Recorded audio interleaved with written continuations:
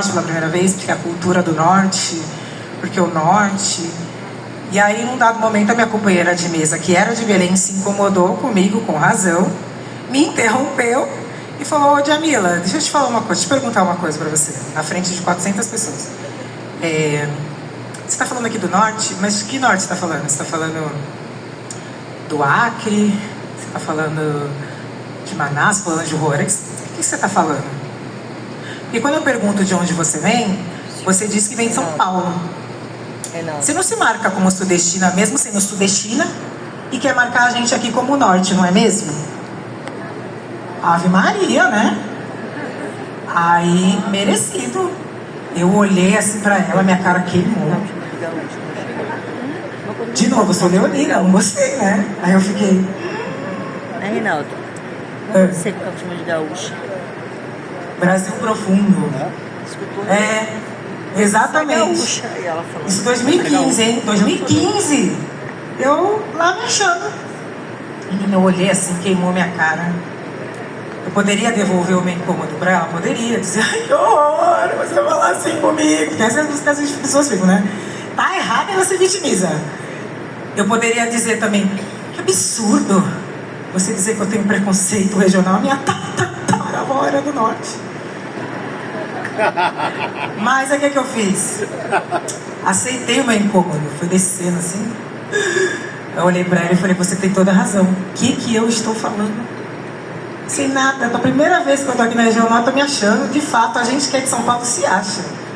A gente não se marca como Sudeste, nem marca o pobre do Espírito Santo como Sudeste, né? É Rio-São Paulo. Minas Gerais talvez, é Rio-São Paulo. De fato, São Paulo se acha. E a gente é o quê? Sudestino. Mas cadê a gente se marcando como sudestino? Mas fala o Nordeste, o Norte. Aí eu tomei aquela invertida, como diz na Bahia, aquele presta atenção, e falei: você tem toda a razão, eu tenho que aprender, e eu vou aprender. Muito obrigada por ter chamado a minha atenção. E aí eu fui viajar pelo Brasil, lançando os livros. Eu fui pro Acre, depois eu fui no Nordeste, eu fui para todos os estados, tirando Alagoas, mas eu vou esse ano para Maceió. E aí no Piauí eu fui para Teresina, fui para Parnaíba, aí no Rio Grande do Norte eu fui não só na capital, fui para o interior, fui para Mossoró, fui para Podi. Andei esse Brasil assim, como eu aprendi. Fui para Paraíba, amo a Paraíba, passei férias lá 2 anos atrás, tanto que eu amo a Paraíba, voltei para passar férias. Fui para lançar livro e depois voltei para passar férias. E aí eu aprendi tanto, mas tanto. Eu falei: gente, eu não sabia nada.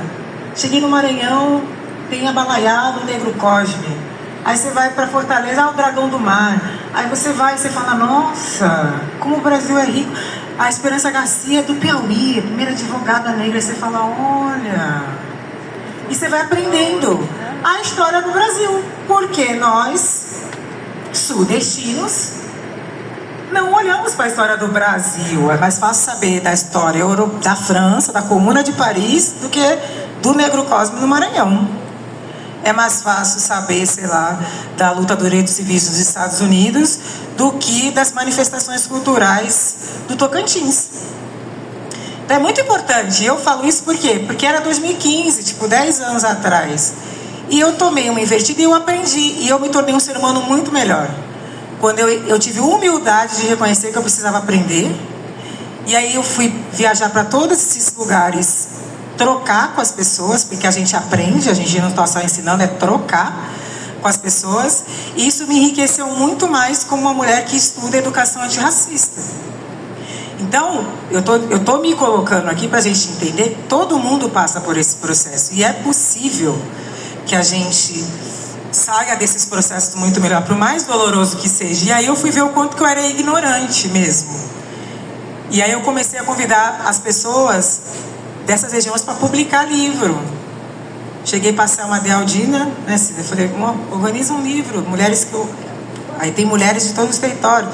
Aí publiquei uma autora do Piauí, aí publiquei outra autora do Centro-Oeste, e assim por diante. Porque senão ia publicar só quem? Gente de São Paulo. Mantendo uma hegemonia sudestina. E a gente precisa ter essa humildade de reconhecer. Então eu estou falando tudo isso por quê? Porque é um processo. Eu escolhi, depois dessa invertida,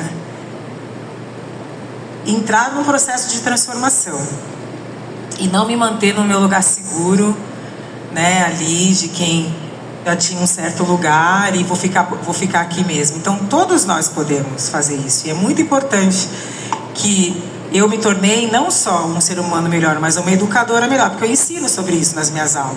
Eu estava morando em Nova York ano passado, dando aula na Universidade de Nova York, e eu trago uma bibliografia brasileira, e aí quando eu vou olhar a bibliografia que eu estou vendo, quem que eu estou trazendo? Eu levei a Selma Deldina para dar aula lá em Nova York, quilombola. Eu tinha verba, eu falei, eu vou chamar brasileira sim. Porque se depender dele, só chama americano. E a Selma foi lá dar aula em Nova York. Uma mulher quilombola que organizou o livro Mulheres Quilombolas. Então a gente tem que ter essa visão. Então, para terminar isso, se façam a pergunta: vocês vão ser agentes de dor ou de transformação? Vão se esconder atrás dos seus preconceitos?